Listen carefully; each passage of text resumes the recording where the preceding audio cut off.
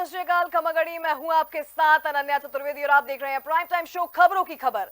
और बात करेंगे दिन भर की तमाम उन खबरों की जिन्होंने आज सुर्खियां बटोरी। बात करेंगे सियासत से लेकर प्रशासनिक खबरों की, बात करेंगे देश भर से लेकर प्रदेश की तमाम बड़ी खबरों की। सबसे पहले बता दें आपको कि आज की खबरों में होगा अटल जी का जो आज जन्म जयंती यानी कि 100वीं जन्म जयंती हम मना रहे हैं, और ऐसे में आज क्या कुछ खास हुआ इसको लेकर खास खबरें शुरुआत करेंगे। लेकिन उसके पहले बता दें आपको कि खबरों की खबर में आप मेरे साथ बने रहिए और शुरुआत करेंगे इस कार्यक्रम की, आगाज करेंगे इस कार्यक्रम का जिसका नाम है खबरों की खबर।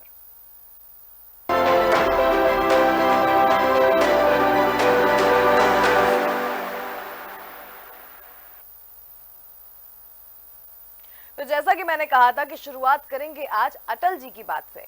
जी हाँ, आज पूर्व प्रधानमंत्री अटल जी की जन्म जयंती है और ऐसे में आज उनकी जयंती पर कई सारे जो हैं आज कार्यक्रम हुए। और ऐसे में पूर्व पीएम स्वर्गीय अटल बिहारी वाजपेयी जी की 100वीं जयंती पर प्रधानमंत्री नरेंद्र मोदी ने आज कई सारे विकास कार्यों का शिलान्यास भी किया। ऐसे में बताते हैं आपको कि आज सुशासन दिवस के रूप में इस दिन को मनाया गया और मोदी जी ने कहा कि अटल जी पार्टी के वह आधार स्तंभ जिन्होंने उन जैसे कई कार्यकर्ताओं को संस्कारित किया था। मोदी जो है संविधान निर्माता डॉक्टर भीमराव अंबेडकर के योगदान को भी उन्होंने कहा कि वो नहीं भूले और ऐसे में उन्होंने देश की जल समृद्धि का जो श्रेय बाबा साहब की दूरदृष्टि को दिया।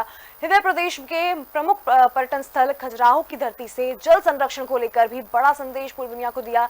ऐसे में आज का खजुराहो दौरा जो है वो काफी महत्वपूर्ण हो जाता है क्योंकि आज केन बेतवा लिंक परियोजना का शुभारंभ हुआ, यानी कि नदी जोड़ो अभियान की आज पहली जो प्रोजेक्ट की नींव थी वो रख दी गई है। वो है केन बेतवा लिंक परियोजना जो कि उत्तर प्रदेश और मध्य प्रदेश बुंदेलखंड क्षेत्र को जोड़ती है। ऐसे में साफ बात है कि आज खजुराहो से जो संदेश निकला है वो कई मायनों में महत्वपूर्ण हो जाता है। अगर हम देखें तो आज जिस तरीके से अंबेडकर जी की बात प्रधानमंत्री ने रखी वो दिखाता है कि विपक्ष को किस तरीके से उन्होंने जवाब दिया। लेकिन वहीं अगर हम बात कर ले प्रदेश के विकास की, मध्य प्रदेश के विकास की, तो जिस तरीके से मध्य प्रदेश में केन बेतवा लिंक परियोजना की शुरुआत हुई है, इससे आगे किस तरह का विजन प्रधानमंत्री देखते हैं, किस तरीके का सपना जो अटल जी ने देखा था उसे साकार करने की दिशा में एक कदम है, ये तमाम सारी बातें प्रधानमंत्री ने आज मंच से कही। लेकिन ये साफ बात है कि इस संदेश के साथ साथ उन्होंने विपक्ष को भी आड़े हाथों लिया और जो जवाब था उसे देने से भी चूके नहीं। दिखाते हैं आपको इस खास रिपोर्ट में।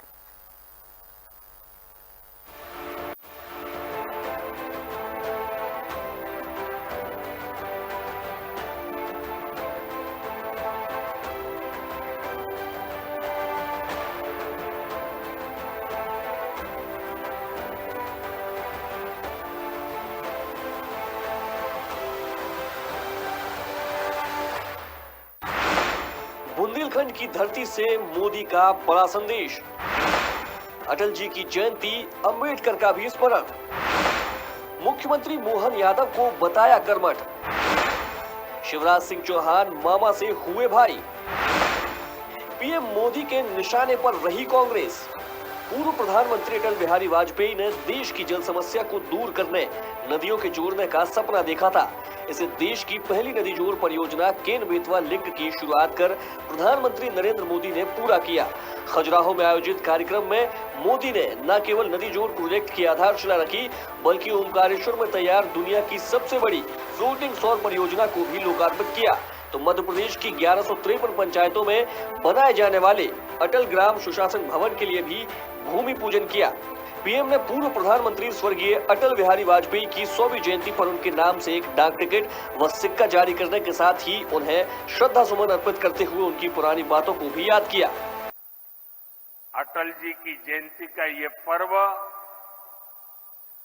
सुशासन की, सुसेवा की हमारी प्रेरणा का भी पर्व है। थोड़ी देर पहले जब मैं अटल जी की स्मृति में डाक टिकट और स्मारक सिक्का जारी कर रहा था तो अनेक पुरानी बातें मन में चल रही थी। बरसों बरसों तक उन्होंने मुझ जैसे अनेक कार्यकर्ताओं को सिखाया है, संस्कारित किया है। देश के विकास में अटल जी का योगदान हमेशा हमारे स्मृति पटल पर अमिट रहेगा। मध्य प्रदेश में 1100 से अधिक अटल ग्राम सेवा सदन के निर्माण का काम आज से शुरू हो रहा है। इसके लिए पहली किस्त भी जारी की गई है। पीएम मोदी ने खजुराहो को दुनिया के पर्यटन नक्शे पर टॉप बताते हुए इसे मध्य प्रदेश का गौरव बताया। उन्होंने मध्य प्रदेश विशेषकर बुंदेलखंड में पर्यटन विकास की दिशा में किए जा रहे प्रयासों को भी सराहा। मध्य प्रदेश में यह वही बुंदेलखंड है जो खजुराहो सांसद व बीजेपी प्रदेश अध्यक्ष वीडी शर्मा की कर्मभूमि रहा। उनके प्रयासों से क्षेत्र को अनेक सौगातें मिली। पीएम मोदी ने मुख्यमंत्री डॉक्टर मोहन यादव के 1 साल के कार्यकाल का जिक्र करते हुए विकास की दौर में उनके प्रयासों के लिए भी उन्हें कर्मठ मुख्यमंत्री बताया। कार्यक्रम में मंचासीन केंद्रीय कृषि मंत्री शिवराज सिंह चौहान को भाई कहकर संबोधित किया तो सभा स्थल तालियों से गूंज उठा। प्रधानमंत्री का यह अंदाज सूबे की सियासत में समन्वय का संदेश देने वाला रहा। उन्होंने बीते सालों में मध्य प्रदेश में सिंचाई क्षमता बढ़ाने, जल जीवन मिशन अंतर्गत हुए कार्यों का जिक्र करते हुए कहा कि देश की भाजपा सरकारों ने हर वर्ग, हर व्यक्ति की चिंता की है। वह यह कहना भी नहीं भूले कि मैंने बुंदेलखंड के किसानों से जो वादा किया था वह आज पूरा किया। केन बेतवा का यह ऐतिहासिक मिलन बुंदेलखंड की दिशा व दशा बदलने का काम करेगा। पानी से जुड़ी चुनौतियों को हल करने के लिए गंभीरता से काम शुरू किया था, लेकिन 2004 के बाद उनके प्रयासों को भी जैसी अटल जी की सरकार गई, वो सारी योजनाएं, सारे सपने ये कांग्रेस वालों ने आते ही ठंडे बस्ते में डाल दिया। आज हमारी सरकार देश भर में नदियों को जोड़ने के अभियान को गति दे रही है। केन बेतवा लिंक प्रोजेक्ट का सपना भी अब साकार होने वाला है। केन बेतवा लिंक प्रोजेक्ट से बुंदेलखंड क्षेत्र में समृद्धि और खुशहाली के नए द्वार खुलेंगे। बुंदेलखंड की धरा से पीएम ने दिए कई संदेश। पीएम ने बीजेपी सरकारों की गिनाई खूबियां, पर्यटन विकास के लिए हुए प्रयास सराहे। खजुराहो सांसद वीडी शर्मा की कर्मभूमि, डॉक्टर मोहन यादव को बताया कर्मठ सीएम। केंद्रीय मंत्री शिवराज सिंह चौहान को कहा भाई। जयंती भले ही पूर्व पीएम अटल जी की रही, लेकिन मौजूदा सियासी मिजाज को देखते हुए पीएम देश के विकास में संविधान निर्माता डॉक्टर भीमराव अंबेडकर के योगदान को भी नहीं भूले। पीएम ने कहा कि जल संरक्षण सदी की प्रमुख चुनौती है। बाबा साहेब ने इसे बहुत पहले ही समझ लिया था। देश में समृद्ध होती जल संपदा उनकी दूरदृष्टि का ही परिणाम है।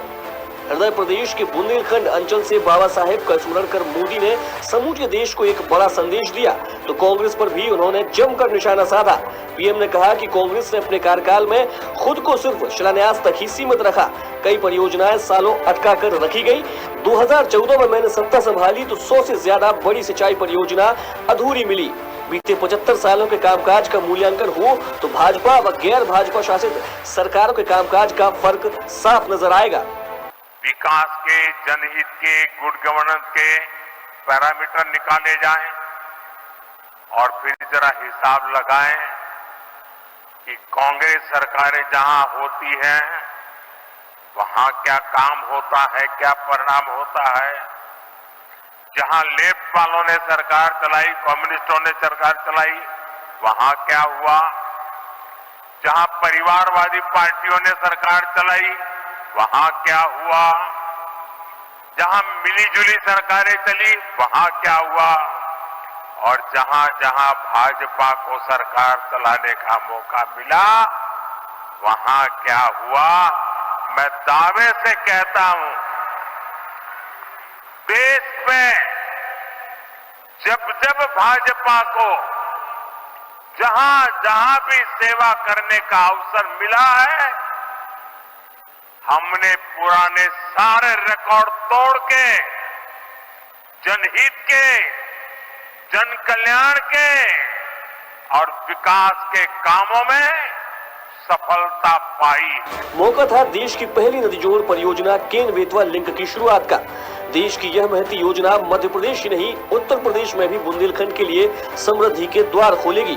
देश की जल समस्या को दूर करने, नदियों को जोड़ने का सपना पूर्व प्रधानमंत्री स्वर्गीय अटल बिहारी वाजपेयी ने देखा था, जिसे उनकी जन्म शताब्दी वर्ष में पूरा किया। प्रधानमंत्री नरेंद्र मोदी ने नदी जोड़ परियोजना ही नहीं, अटल ग्राम सुशासन भवन की नींव भी रखी। मोदी ने गांव तक पूर्व प्रधानमंत्री के सुशासन मंत्र को भी पहुंचाया, तो बीजेपी सरकारों को इस मंत्र पर चलते रहने का संदेश भी दिया। Desk report, DNN।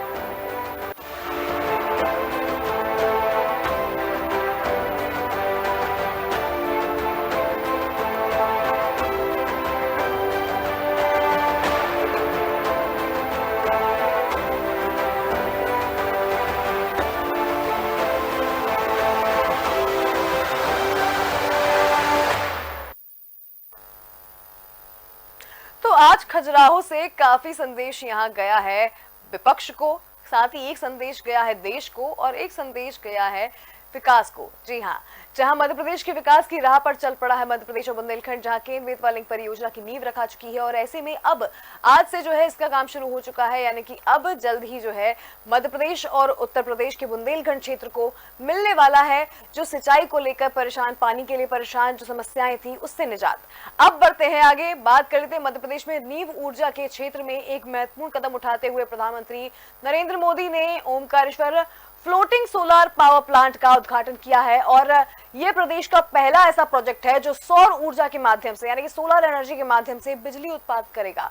और ऐसे में ओमकारेश्वर फ्लोटिंग प्लांट के वर्चुअली उद्घाटन पर प्रधानमंत्री नरेंद्र मोदी और मुख्यमंत्री डॉक्टर मोहन यादव ने क्या कुछ कहा है, कैसी तस्वीर रही है और साथ ही इस प्रोजेक्ट से क्या कुछ फायदा है, दिखाते हैं आपको इस खास रिपोर्ट में।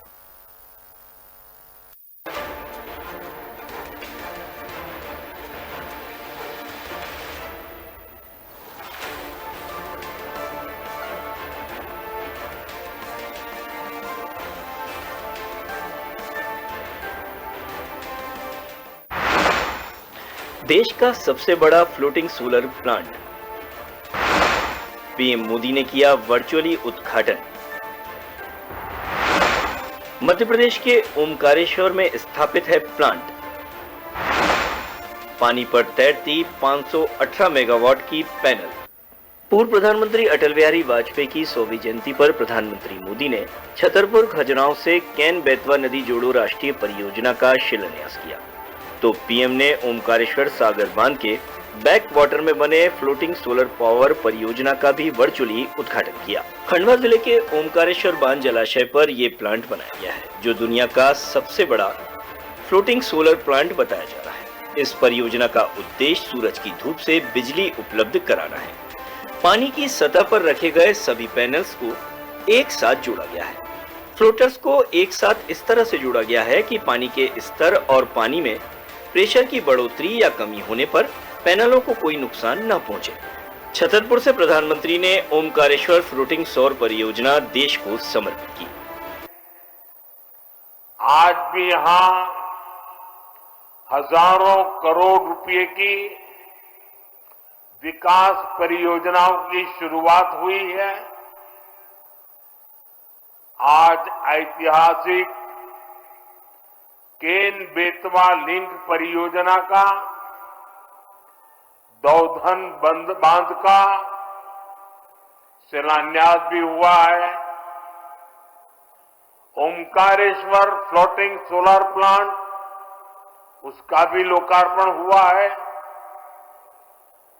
और ये मध्य प्रदेश का पहला फ्लोटिंग प्लांट है। मैं इन परियोजनाओं के लिए एमपी के लोगों को ढेर सारी बधाई देता हूं। आज हम सभी के लिए बहुत ही प्रेरणादायी दिन है। आज श्रद्धेय अटल जी की जन्म जयंती है।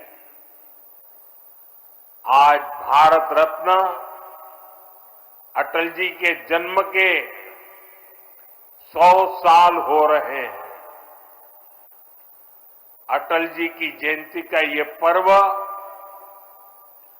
सुशासन की, सुसेवा की हमारी प्रेरणा का भी पर्व है। इस अवसर पर मुख्यमंत्री डॉक्टर मोहन यादव ने इस प्लांट की खूबियां बताई तो प्रदेश के पूर्व मुख्यमंत्री और वर्तमान में केंद्रीय मंत्री शिवराज सिंह चौहान का भी जिक्र किया और इस परियोजना में उनके योगदान को भी याद किया। सीएम मोहन ने बताया कि इसके माध्यम से 518 मेगावाट बिजली का उत्पादन किया जाए। आज आपने यहाँ आकर के जो मध्य प्रदेश पे कृपा की और 8 दिन पहले राजस्थान के माध्यम से भी, वो भी मध्य प्रदेश पे कृपा की, 35,000 करोड़ की वहां हमको योजना का लाभ दिया। पार्वती, कालीसीन, चंबल के माध्यम से वो ऐतिहासिक था, जिसके माध्यम से पूरा हमारा चंबल और मालवा और आज बुंदेलखंड के 11 जिले, रायसेन, विदिशा, पन्ना, दमोह, टीकमगढ़, छतरपुर, सागर, पूरे क्षेत्र के अंदर पीने का पानी, खेती के अंदर 8.5 लाख हेक्टर, किसको कहते 8.5 लाख, गजब। वास्तव में जितना बड़ा पूरा इलाका सिंचित होने वाला है और पीने के पानी के लिए लोगों को जो कठिनाई आती थी वो हल होगी, उद्योग धंधों को पानी मिलेगा। और अब आपके आइडिया से तो आज हमारी सोलर परियोजना भी बनके लोकार्पित हो रही है।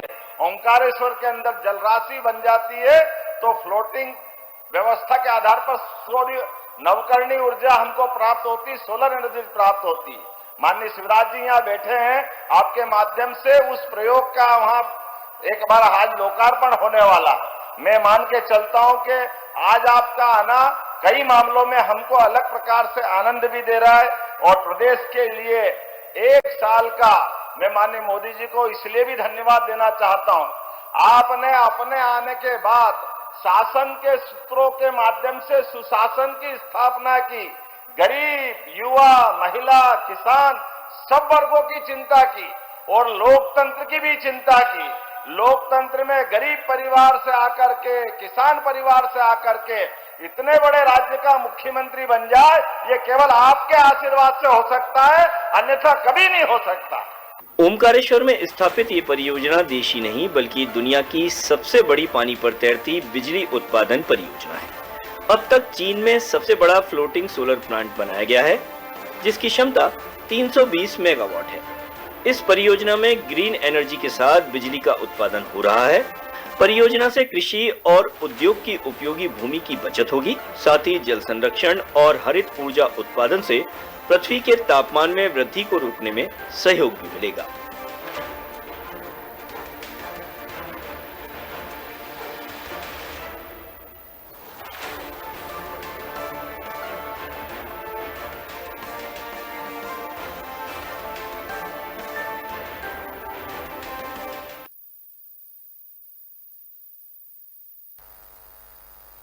तो ये थी सौर ऊर्जा की बात, जहां पर प्रदूषण मुक्त बिजली बनाने के लिए अब एक महत्वपूर्ण कदम जो है वो उठा लिया गया है।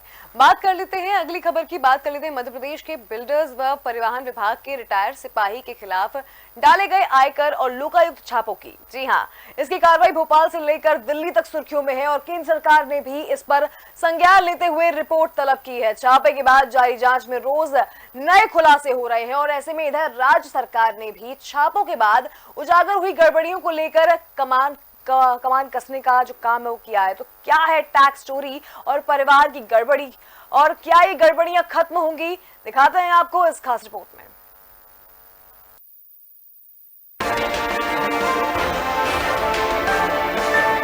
मध्य प्रदेश में हाल ही में डाले गए आयकर और लोकायुक्त छापों में हुए खुलासे को मुख्यमंत्री डॉक्टर मोहन यादव ने गंभीरता से लिया है।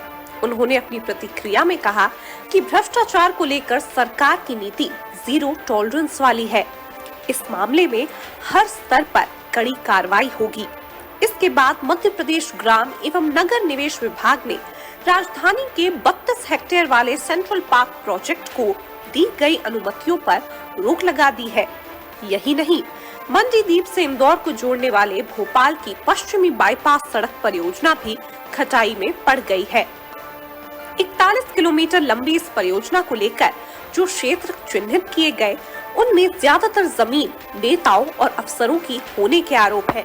इसे देखते हुए ही ये प्रोजेक्ट शुरू किया गया, जबकि NHA पहले ही भोपाल इंदौर एक्सप्रेसवे बनाने की तैयारी में है। भ्रष्टाचार के खिलाफ सरकार हुई सख्त, सेंट्रल पार्क प्रोजेक्ट की अनुमति निरस्त, छापों के बाद TNCP का बड़ा action, Mandideep Indore bypass project अटका, नेता अफसरों की जमीन होने के आरोप, NHA बना रहा भोपाल इंदौर एक्सप्रेसवे, छापों में 500 करोड़ की टैक्स चोरी और परिवहन नाकों पर अवैध वसूली का बड़ा मामला उजागर हुआ। इसे केंद्र और संगठन नेतृत्व ने भी गंभीरता से लेते हुए जानकारी तलब की है। इनमें लोकायुक्त छापे की जद में आए सेवानिवृत्त सिपाही सौरभ शर्मा के चंद सालों में फला फूला कारोबार, इसकी अनुकंपा नियुक्ति दिए जाने से लेकर BRS दिए जाने के बाद टोल नाकों पर उसकी सक्रियता, इसे संरक्षित करने वालों के नाम, सौरभ के कार्यकाल के दौरान पदस्थ रहे परिवहन आयुक्तों के नाम, टैक्स चोरी के आरोपी बिल्डर्स का अधिकारियों संग कनेक्शन, शेल कंपनियों के जरिए टैक्स चोरी आदि शामिल है। सेवानिवृत्त सिपाही से 52 किलोग्राम विदेशी सोना और 2 क्विंटल से ज्यादा मिली चांदी को आधार बनाकर ईडी के बाद अब डायरेक्टोरेट ऑफ रेवेन्यू इंटेलिजेंस यानी DRI की एंट्री भी हो गई है। माना जा रहा है कि वांछित जानकारी के आधार पर केंद्र इन एजेंसियों के जरिए कसावट को लेकर बड़ा कदम उठा रही है। भ्रष्टाचार खुलासे को लेकर केंद्र गंभीर, टोल नाकों से जुड़ी जानकारी भी तलब, आरोपी सिपाही के संरक्षक रडार पर, संरक्षण दाताओं की कुंडली होगी तैयार, ईडी DRI के जरिए कसे जाएंगे तार, गठजोड़ भागीदारों की बढ़ सकती परेशानी। आयकर चोरी कोई नई बात नहीं है, लेकिन प्रदर्शित आय से 10 गुना ज्यादा टैक्स चोरी बड़े गठजोड़ की ओर इशारा करती है। एक और बड़ा मामला परिवहन चौकी ठेके पर लेकर इनके जरिए हो रही अवैध वसूली का है, जिसमें एक सेवानिवृत्त सिपाही की बड़ी भूमिका सामने आई है। आरोपी के पास से बड़ी मात्रा में सोना चांदी और बरामद नकदी सहित ऐसे कई तथ्य हैं जो बड़े भ्रष्टाचार का खुलासा करते हैं। अच्छी बात यह है कि इनका खुलासा होने पर राज्य ही नहीं, केंद्र ने भी इसे गंभीरता से लिया और अब आगे इस दिशा में कसावट लाने के जतन भी शुरू हो गए हैं।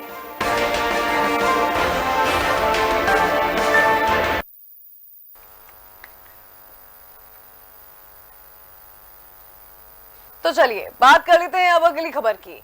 संभल जिले के चौदासी में जमीन के नीचे से एक प्राचीन धरोहर का खुलासा हुआ है। जी हाँ, सही सुना आपने, एक प्राचीन धरोहर का खुलासा हुआ है। ये 150 साल पुरानी बावड़ी जो पहले सहसपुर स्टेट का हिस्सा थी, खुदाई में मिली है और ऐसे में इस बावड़ी की गहराई, संरचना और उससे जुड़ी ऐतिहासिक कहानियां लोगों के लिए चर्चा का विषय बन गई हैं। आइए जानते हैं इस रहस्यमय बावड़ी की पूरी कहानी इस खास रिपोर्ट में।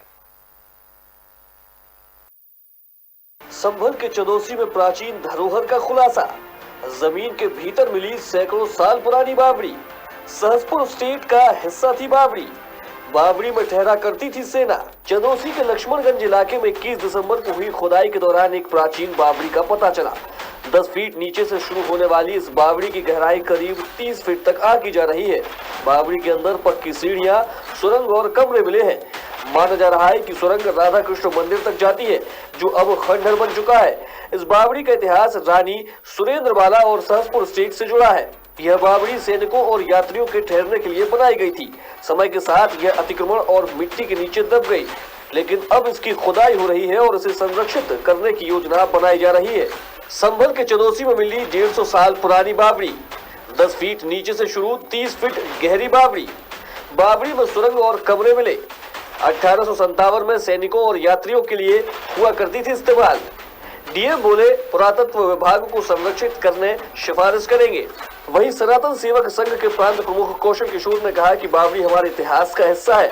हमने प्रशासन को कहा है कि इसे प्राचीन धरोहर घोषित किया जाए। यहाँ राधा कृष्ण मंदिर का जीर्णोद्धार भी जरूरी है।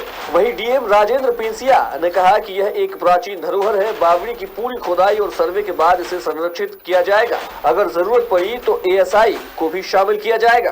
तो ये थी चदोसी की बावड़ी की अनसुनी कहानी। उम्मीद है इसे संरक्षित कर इसे आने वाली पीढ़ियों के लिए एक धरोहर के रूप में रखा जाएगा। Desk report DNN।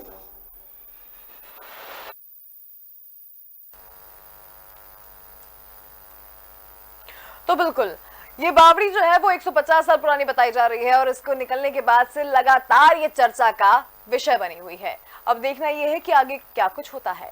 फिलहाल खबरों की खबर में तमाम खबरों की जानकारी हमने आप तक पहुंचाई। आगे भी खबरों का सिलसिला जारी रहेगा। आप देखते रहिए DNN। मुझे दीजिए इजाजत। आपसे मुलाकात होगी कल ठीक 9 बजे खबरों की खबर में।